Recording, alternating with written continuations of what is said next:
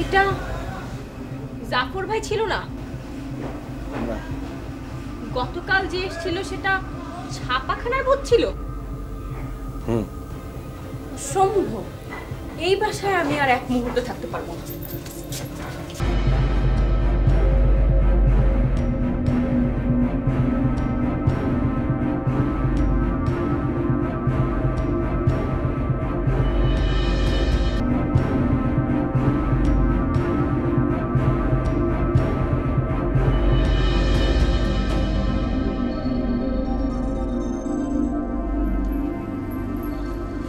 জাফর ভাই বলেন।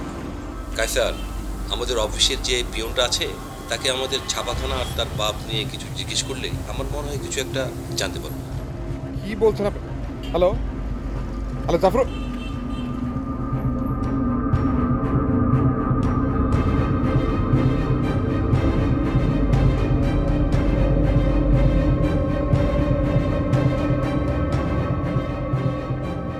আলী আলী। জি স্যার। আলী জি স্যার। এদিকে শোন, এদিকে শোন। এই ছাপাখানার সাথে তোমার কি সম্পর্ক বলো? ছাপাখানা? বুঝলাম না স্যার। আরে এই যে প্রিন্টিং প্রেস, এটার সাথে তোমার কি সম্পর্ক? ও কেন স্যার? যা জিজ্ঞেস করছি তার উত্তর দাও। না স্যার, আমার আমার কোনো সম্পর্ক নেই স্যার। আমি জানি সম্পর্ক আছে, ঠিক করে বলো।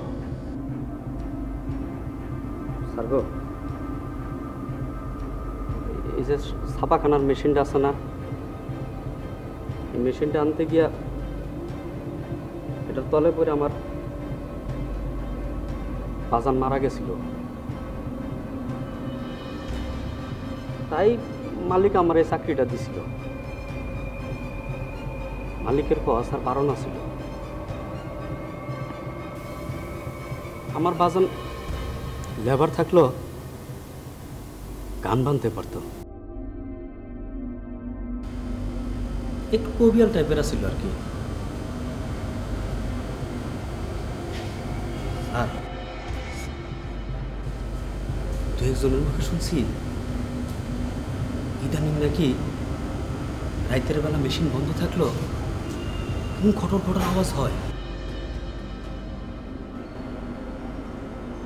কেন স্যার, কি হয়েছে? না কিছু না, তুমি যাও।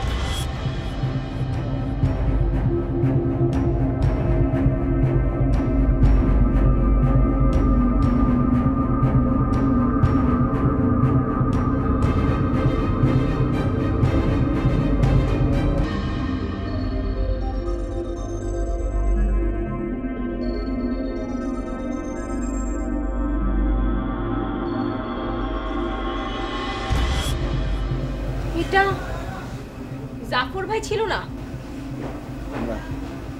গতকাল যে এসেছিল সেটা ছাপাখানার ভূত ছিল? সম্ভব। এই বাসায় আমি আর এক মুহূর্ত থাকতে পারবো না,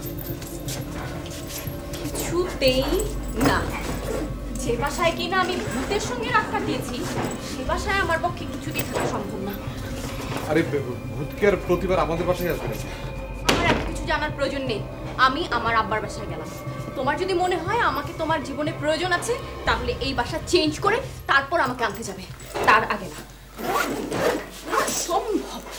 পাগল হয়ে গেলাম। না